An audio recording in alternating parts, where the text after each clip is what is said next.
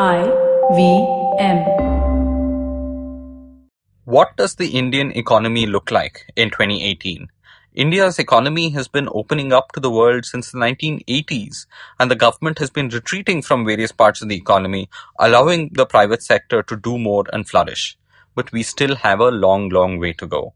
How much progress have we really made in the last few years?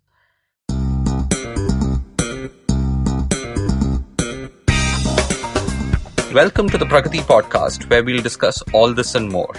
The Pragati podcast is a weekly talk show on economics, public policy, and international relations. I'm your host, Pavan Srinath. Today, guest Narayan Ramachandran returns to the Pragati podcast. Narayan was with us in episode 38 to help us understand the banking crisis. Narayan is the chairman of RBL Bank, a former country head of Morgan Stanley, as well as a co-founder and a fellow at the Takshashila Institution. He writes a regular column in Mint called A Visible Hand. Hi, Narayan. Welcome to the Pragati podcast. Thank you. So, Narayan, we're here in 2018. We have India's economy, which is now crossed $2 trillion. The next 10 to 15 years, we can see our economy grow to maybe about $5 trillion. So does India have the necessary institutions and structures in place to manage a $5 trillion economy? What should we be thinking of now and doing now to manage this growth? Thanks, Pavan. Loaded question right at the beginning. Yes and no. As far as India is concerned, perhaps that answer is relevant to almost any question you can ask about India. Before we get into the context of looking at today and the future, just a moment about where we started from. Okay. So, as you know, we started our real reform, at least this modern phase of it, 25, 26 years ago. And sure enough, that reform phase started with a crisis. Some of the younger folks may or may not know we had a rather serious balance of payments crisis, which then caused the then Narasimha Rao government to set in place a set of reforms, famously put in by his finance minister, subsequently Prime Minister Manmohan Singh. So those set of reforms that started in 1992 have essentially helped us get through the first 15, 17 years. Then we had sort of in that process a set of reforms also set in place by the Vajpayee government that took place just at the turn of the century, if you will. And those then sustained us for another 10 or 15 years. And here we are now in 2018, requiring a bunch of reforms, some of which have just begun. So I think the quick answer, and we'll get into each of those in just a second, but the quick answer is yes, we've done some that sets us up for the plumbing that's required as this economy, I hope actually more than gets to 5 trillion, could potentially get to 6 or 7 trillion in 7 or 8 years. So as we go down that path, I hope we can put in place even more reforms that are required to sort of manage this process. Okay. So where do we start? You can argue that there are many sectors in India which were completely overlooked by the initial stage of reforms, right? When we talk about the economy having been liberalized, we have many things like agriculture, which are still stuck in a past regulatory era. So what do you see as the biggest changes that we've seen in the last few years? So do you want to go back a little bit? Maybe I can take just a quick historical tour and make specific what was general just a minute ago. So I think the first phase of reform was literally just to open things up a little bit and change the old mentality of import substitution and stuff like that we had in the prior era.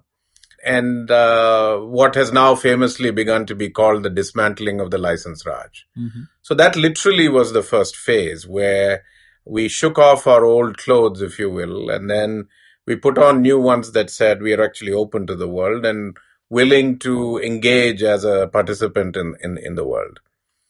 That then led us to a bunch of also financial sector reform that then allowed actually for instance, Indian equity markets to be actually among the best in emerging markets. And so today, I think we can be reasonably proud that the reforms related to our equity markets that were put in place actually in the mid 90s have stood us in relatively good stead. And India is among those emerging markets, at least, that have now a quite robust equity market, both for secondary market trading, but certainly also for IPOs and capital raising on the equity market. So broadly speaking, license Raj dismantling first, that allowed products, goods, services to go in both directions. Second, we had a bunch of financial sector reforms. Third, then we started things like electricity reform, particularly in the Vajpayee era. So the Electricity Act of 2003, for instance. So slowly we added infrastructure to our infrastructure regulation, I must say, not quite infrastructure yet, but at least the prevailing framework for how to get infrastructure was replaced in the early 2000s. And then we added some, what I would call social justice elements, such as, for instance, the right to information, so the RTI Act, which any self-respecting democracy requires as a way to get transparency into the governance process. And so we had that.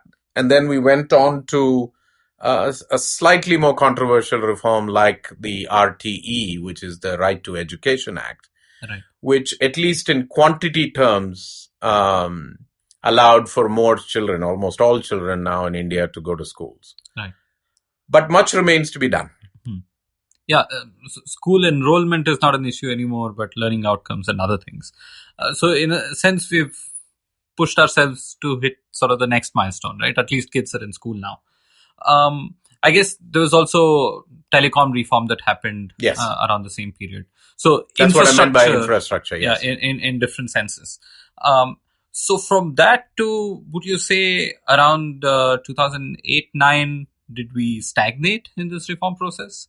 I mean, there was the sense that reform is just not possible, right? I mean, there was this gloom, I think, that had set in 5 years ago, that everything is really, really hard, whereas, we were able to knock it off one by one in the decade before. Yeah, I think, India went through a particularly difficult period in UPA2. And that is sort of the time period right after the global financial crisis as well. So on the one hand, we were trying to deal with the aftermath of that crisis. And at the same time, we were dealing with a sort of a political system that was stuck on the one side by multiple sort of power centers that were all trying to navigate governance in this country. And on the other side by what eventually became the sort of the corruption kind of issues that surfaced during that period. So we stagnated. I think that's absolutely the right word. And we stagnated both in growth terms, quite literally, and in reform terms for sure.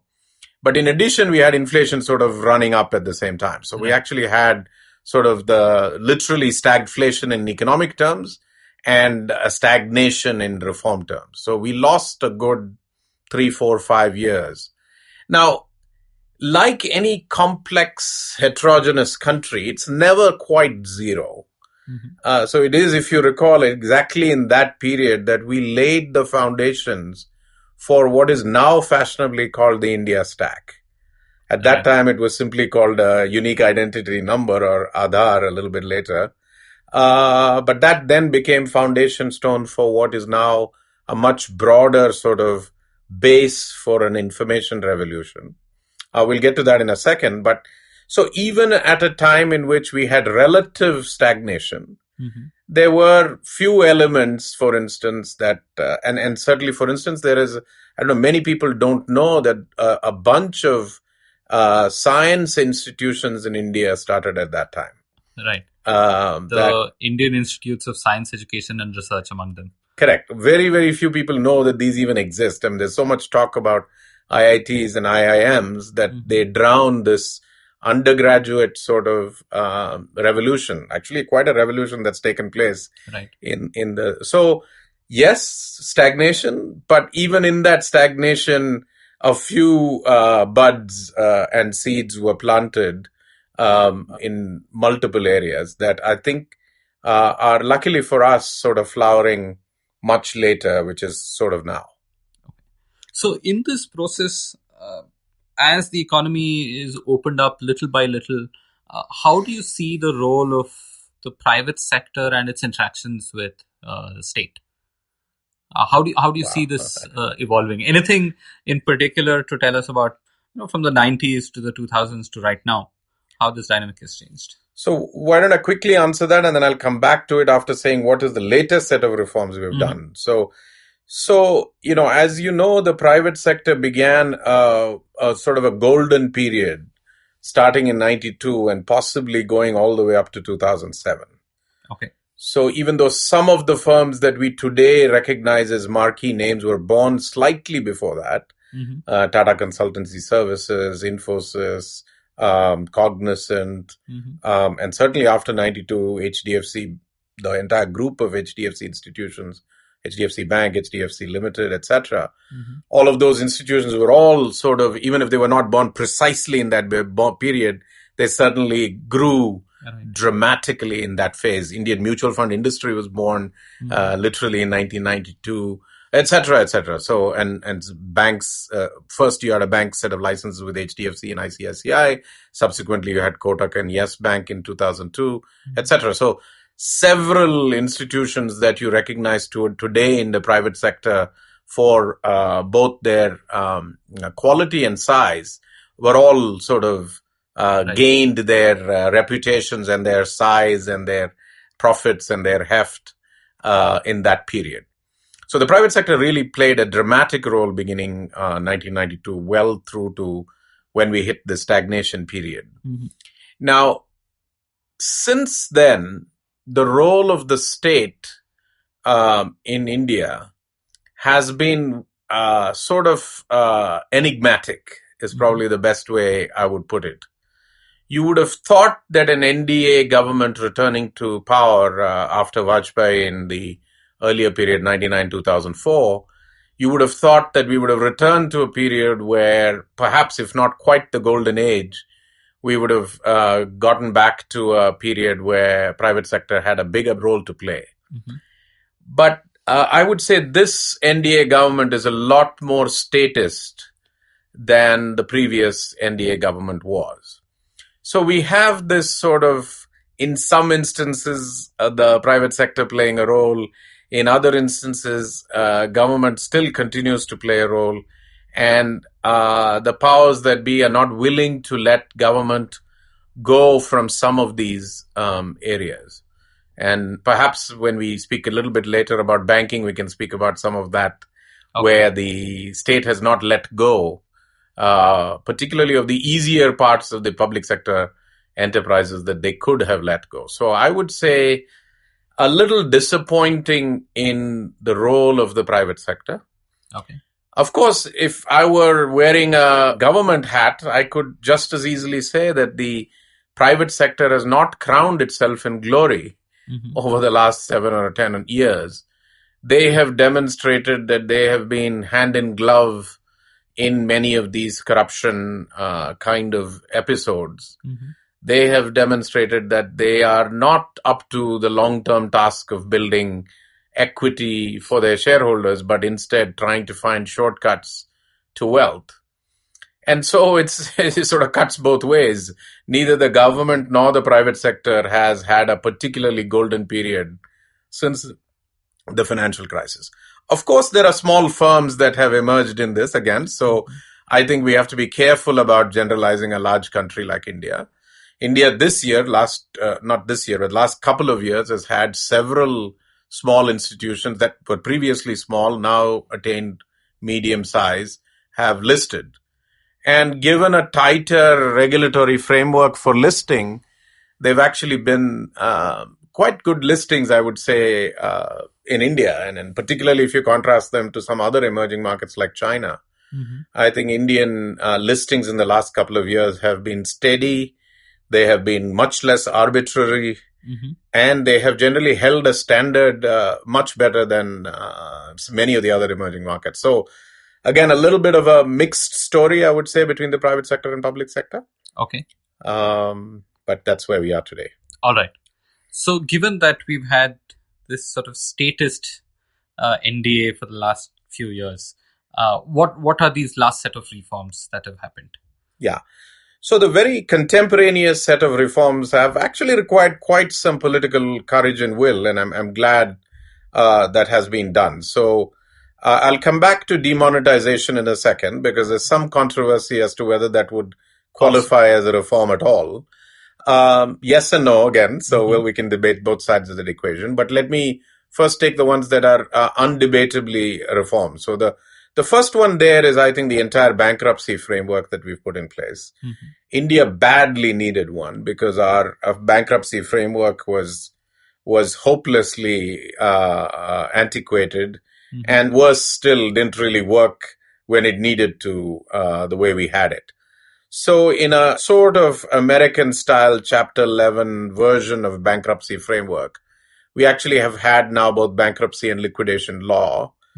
And not only law, but we actually have had, through a set of instances, particularly the Reserve Bank of India, quite quickly suggesting that first 12 and then subsequently more cases be taken up by the judicial court in charge of bankruptcy. We've actually had the opportunity to test that framework very quickly and very widely and deeply. So all happening live as we speak. So each day, a new element of that framework and regulation is being tested, which I think will stand us in good stead in the longer term because we're actually sort of fine-tuning that in applied terms each day. So this is one example of the kind of plumbing we need for a much larger economy. Absolutely. So I mean, for those of who don't pay attention to this daily, a bankruptcy framework is an essential element of an economy that goes from here to there. Right. Because you have to be able to weed out those firms that cannot work from those firms that can work but are under a temporary cloud by over leveraging.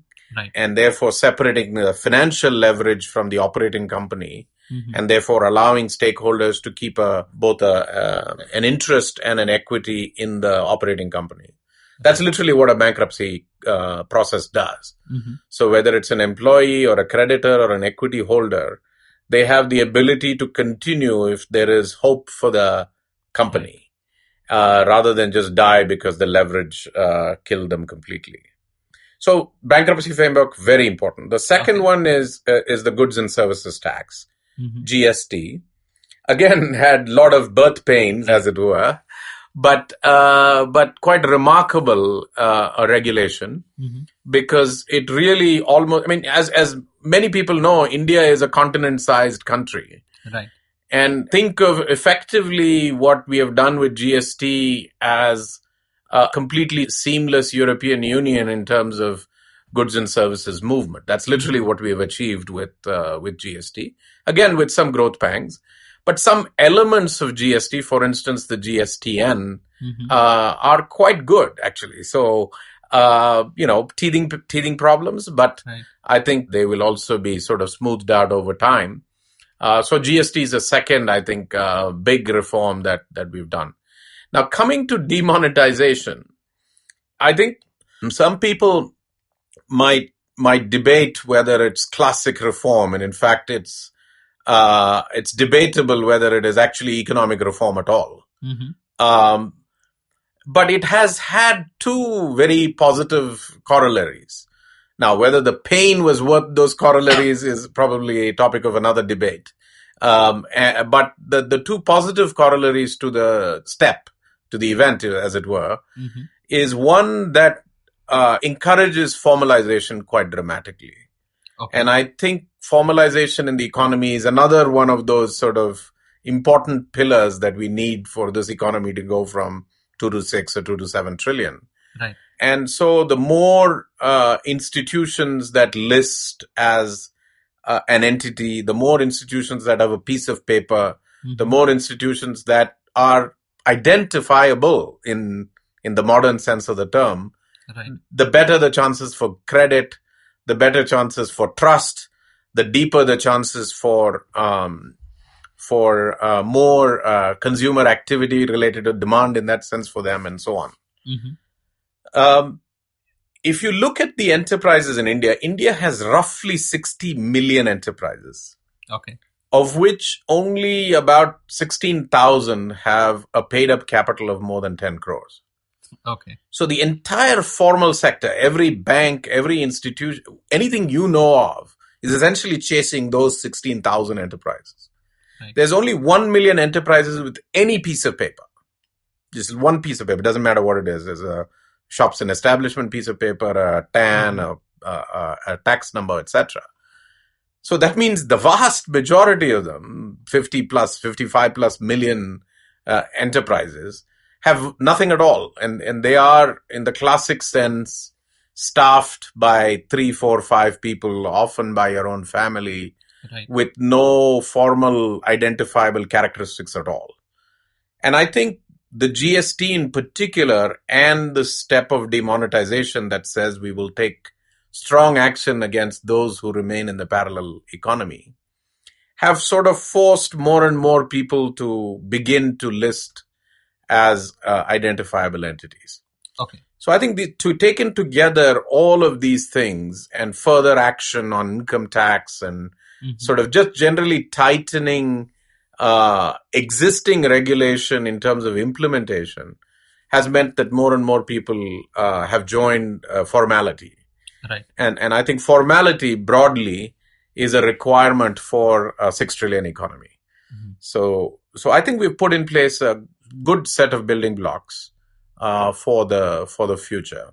I'll speak about one more in a second, but it looks like you have a question to ask me. No. I want to get into this process of formalization a little more, but let's finish this and then get to that. Yeah, so a slightly tangential but equally important step is what the RBI and the government together have done with the Monetary Policy Committee. So if you think about the Monetary Policy Committee, it's another, I think, very positive step, because what it does is it allows the RBI as an agency to function autonomously. At the same time, it brings in political accountability through the system of a committee itself. Right. So in a democracy, that was the challenge we had, which was, the elected representatives were saying we don't have control over our technocratic institutions. To the extent that at one point some of our technocratic institutions were saying we need to police the country from our politicians. And that's not a good place to be in for a democracy. The democracy must ultimately be held accountable to and by a bunch of politicians, right? And therefore, to say any institution is beyond the authority of politics is sort of a little convoluted. And so the Monetary Policy Committee gives political accountability to the monetary policy process. At the same time, it sort of puts a lid on political interference on a day-to-day basis. Okay. And in so doing, I think it has set in place, set in motion, a very positive longer-term growth inflation trajectory for India.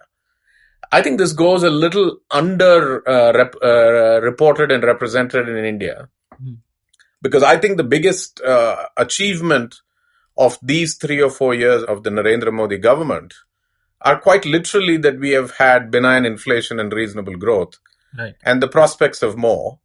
And something like the Monetary Policy Committee actually adds to that prospect quite substantially. If you evaluate East Asia and its so-called miracle of the 70s, 80s, and 90s, a significant contribution has come from macroeconomic stability, where simply give me macroeconomic stability and the private sector does the rest. Right? So if we can actually at least give ourselves the hope of macroeconomic stability, then I think the private sector will invest more, do more, participate more, and maybe we can revisit some of that golden era stuff that we had in the 90s and early 2000s. So was the lack of macroeconomic stability the root of a lot of problems in the recent years before this regime came in? Well, certainly in the post 2008 financial crisis period, we had macroeconomic instability. Right. First manifest as, we claimed that we had done a great job on the post-financial crisis world. It was a perfectly accidental pay commission that did that. So it was not intent of policy to actually solve the problem of the crisis, but accidentally we solved it by giving a very large pay commission increase at the right time. Right. What turned out to be the right time in retrospect. So again, it was not thoughtfully done. Second, when oil prices rose after that, we were caught with our pants down. And India is a disproportionate loser when oil price rises in that way, because we are a very large importer of oil. And third, sort of mismanagement during that entire period, including on our fiscal balances, ended up with the currency declining more than 50% in 2013. And that was a double whammy, because one, the currency declined 50%. But second, even more important, confidence was shaken.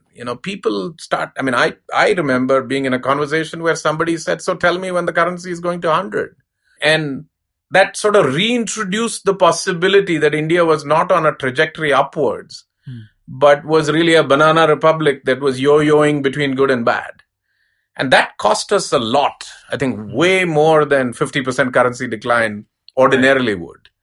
And so we had a pretty bad macroeconomic period from 2009 to 2014, maybe even early 2015. And slowly we have been restoring that. Now, all's not fully well yet. In the classic C plus I plus G equation that makes for what economic growth is, investment in India, particularly private sector investment, is still lacking. Right. But I think with macroeconomic stability and good prospects for the future, you will finally see investment returning, particularly if we take care of some of these older legacy problems of bankruptcy and NPAs in the banking sector. So if you look at factors of production we're doing okay on capital now, maybe compared to 20, 30 years ago. How are we doing on the other two? Because a lot of the things that we discussed are also broadly linked to capital. We can also argue that formalization, a big part of it is about access to capital. So we're not doing too well on that part yet. But how are we doing on land and labor? Yeah, so land and labor remain the big reform opportunities of the future. And linking back to an earlier question of yours on agriculture, are very important elements of the agriculture question. And so if we can give ourselves a grade of, I don't know, somewhere between 6 and 8 on most of the other things, right, on land, labor, and particularly as it relates to the rural economy and agriculture, I would say we've gotten a score of 2 or 3. And that's the area where we will need to make the most improvement. But here it's complicated. It's complicated because politics is deeply intertwined with economics. And it's difficult to know which one should lead the other. Right. In the classic case of, good economics being good politics is not always the case, particularly as it relates to both land and labor. So it's a tricky one and requires, politicians to have a significant amount of trust and potentially a lot of cushion and leeway with the constituencies that they represent. In addition, and somewhat classically, these are by Indian constitution stuck in the middle. They are by Schedule 7, both center and state subjects. Right. So quite literally, children of neither party in a manner of speaking, or children of both parties, and both create issues, I think, for reform. So, the famous quoted statistic is that, close to 60%, 57% of the population now is in the rural areas. And agriculture as a contribution to GDP is well under 20, closer to now 16 or 17%. Right. So that delta of, 60% of the population living there and only 17% of the GDP being produced in the agriculture sector requires us to get those, 30-40% of people employed productively. Now, they can be employed productively in the rural areas, they can be employed productively in semi-urban areas or in urban areas. Now, if you do them in semi-urban or urban areas, then that creates the issue of urbanization, migration, consequently issues of affordable housing, of the quality of our cities, not merely the presence of our cities, but the quality of our cities. And we are facing every one of those problems. The good news, bad news scenario for India is literally that if we do provide those jobs in urban India, we will have an urban disaster on our hands because we will urbanize at a rate even faster than China. The bad news is if you don't create those jobs, you create a major social problem. So we really have to work through this one very carefully in terms of how these people will be employed and how the dependence on agriculture will go down. So that's one part of the problem. So, I mean, the challenge in this seems to me that is one of scale, right? Like the number of jobs we need to create. We're talking 20 million jobs a year or so if we truly want to absorb population which is turning adult. Even schooling solutions, like governments don't show too much of an interest even when you can provide a solution for 5,000 students, but because they're thinking of 500,000 students or more. Uh, how do we manage this at scale? I think we can do this, but at just much smaller numbers. Yeah, India, again, going back to a simple statement, India is so heterogeneous, so large, and so complex that the answers to each question and the answer to every question is all of the above. Right? So take India's energy mix, answer all of the above. Right. Take India's schooling mix, answer all of the above. Take India's quality of schooling mix. There is no magic bullet. So even if some, wonderful new teaching methodology shows up, yeah, it's an answer, but it's an answer for, Right. 1 million out of the 220 million kids who go to school. So I think what we have to allow ourselves to do is to get solutions, answers, ways of working where 4, 5, 6, 7 solutions for each type of problem are allowed each to work at scale. Right? So, which is why India has no simple answer. So take, for instance, a much simpler problem in this context. Take the NPA problem. The quick answer is privatize banks. But that's not the full answer. Right. A large complex country like India will probably need some public sector banking. So the answer is you actually have multiple types of banks, which include public and private sector institutions. Now then you're left with a different problem, which is how do you govern public sector banks in such a way that they actually produce the results and objectives that you're seeking them to produce without them becoming, very complicated nooses around your neck.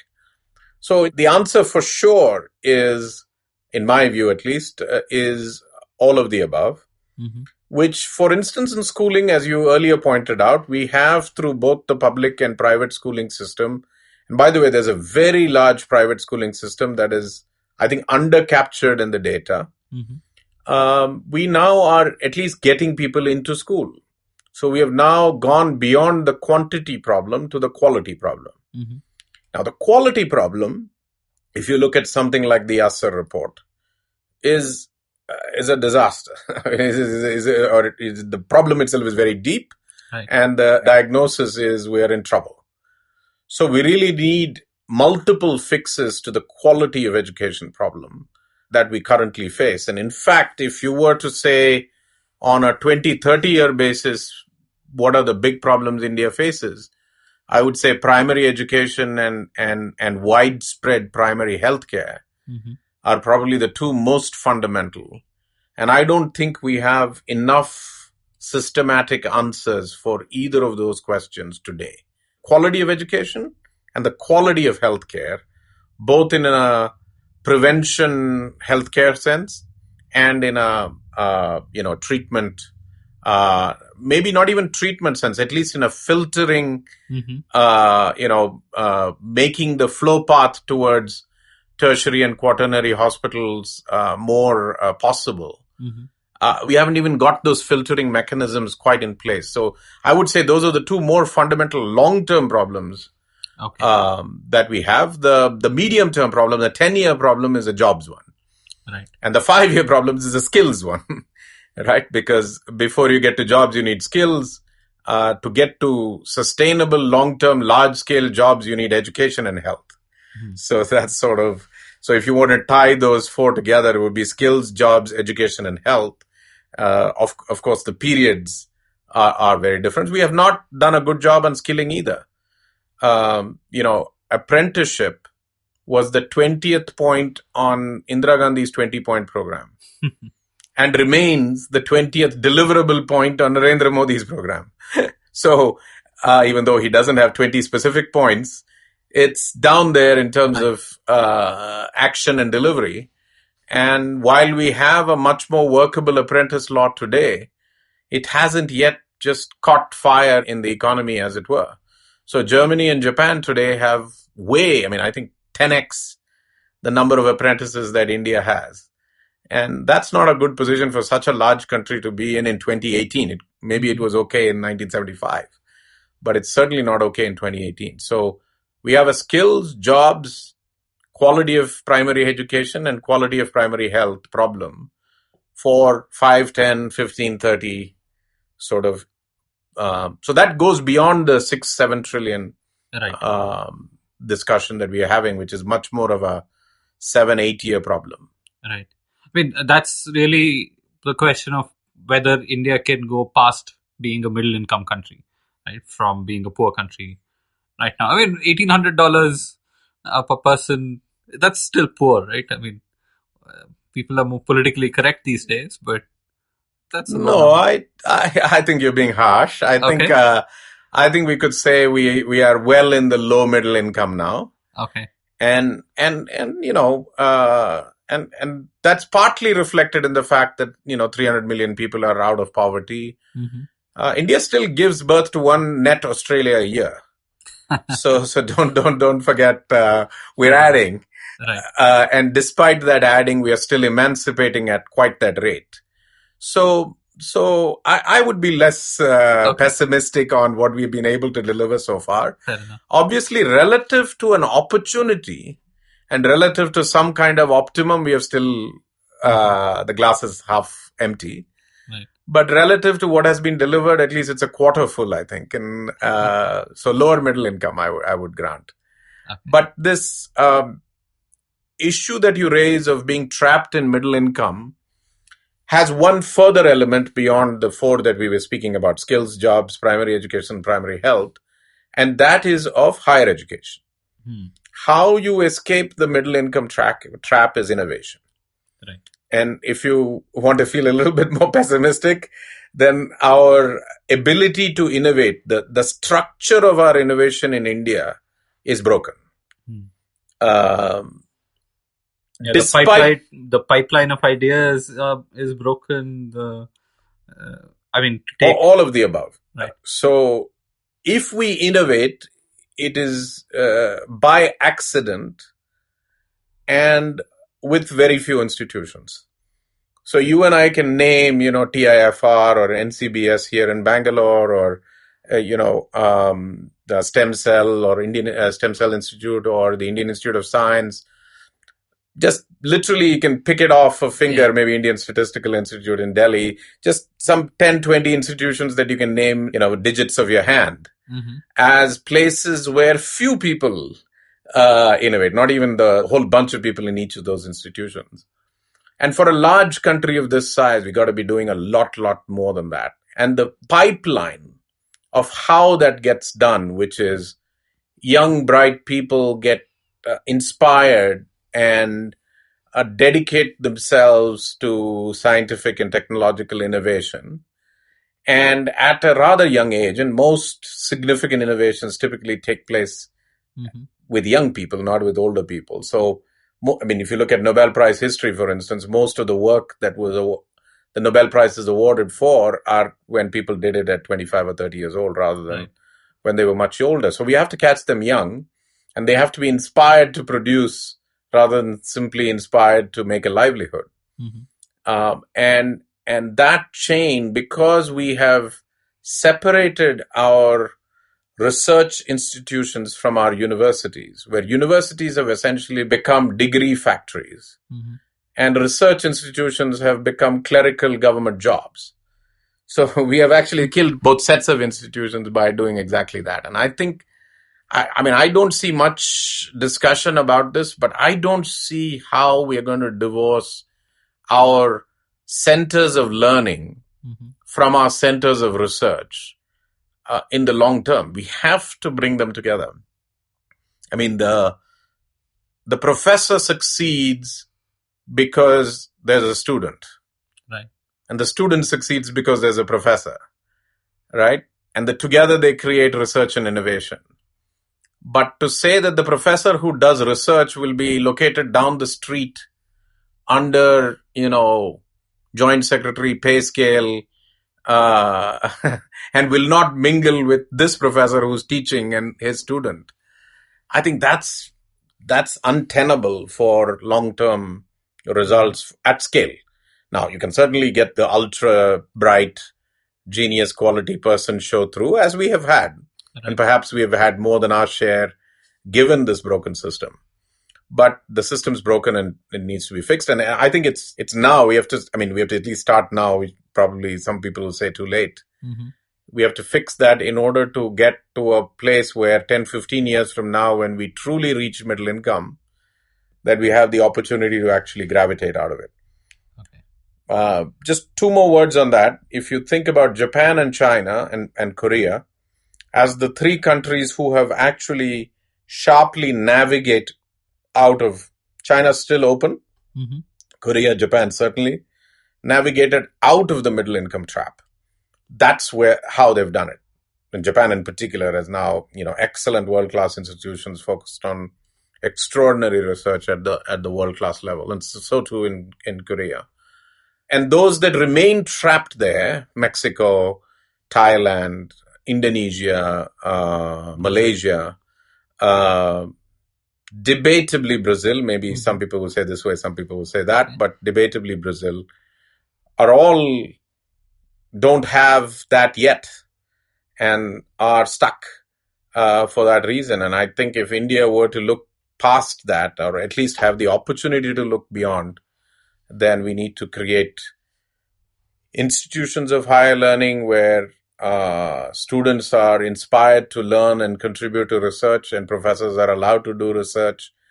And all of that works seamlessly in creating innovation and research for a new and future India. Now, there are pockets of science in which India is ahead of the world. So certainly, for instance, in small satellites, certainly, for instance, in certain types of space navigation, in certain aspects of, say, biophysics, biochemistry, particularly as it relates to both TIFR and Indian Institute of Science. So there are pockets where, or maybe the thorium cycle, even though it hasn't yet proven to be able to generate atomic power.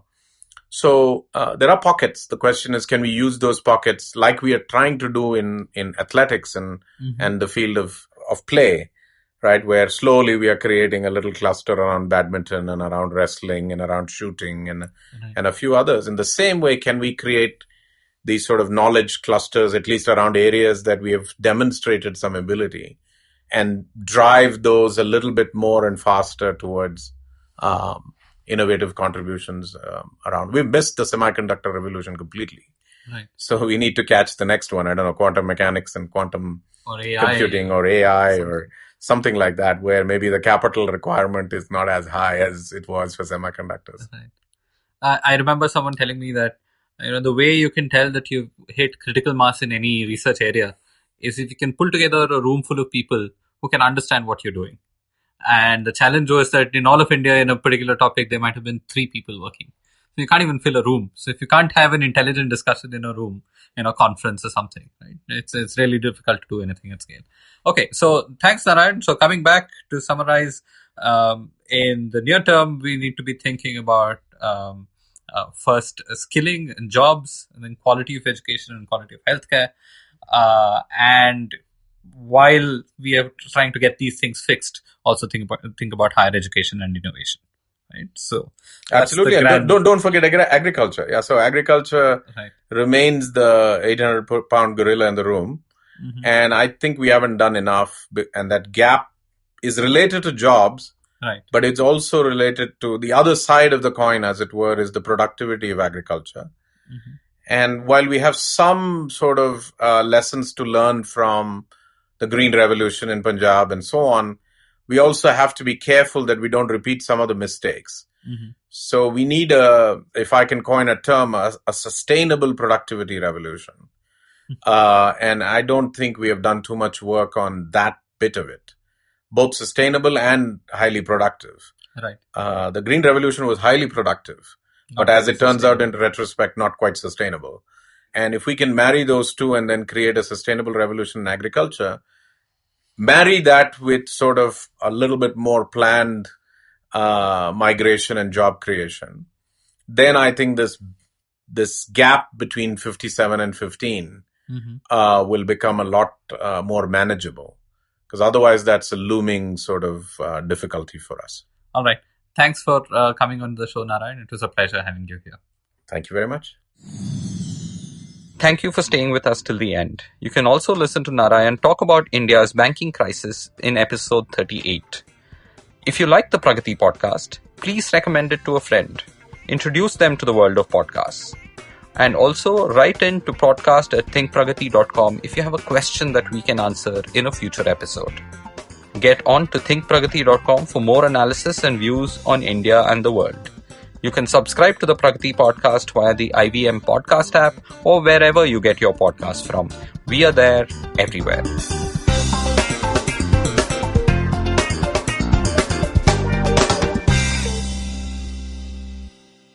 The Pragati podcast is an IVM production. And if you like our show, you can also check out their other shows, like The Seen and the Unseen, a show hosted by Amit Verma, where he discusses topics related to economics, politics, and its impact on our society. New episodes out every Monday on ivmpodcast.com, the IVM podcast app, or wherever you get your podcast. As you can see, we have a podcast listener in his natural habitat. Millions of years of evolution have led him to this point. He's on his way to work, and listening to podcasts makes his miserable day better. He will now head to work and use all his knowledge to communicate with other colleagues and possibly future mates. You can find more of his species on ivmpodcasts.com, your one-stop destination where you can check out all the coolest Indian podcasts. Happy listening.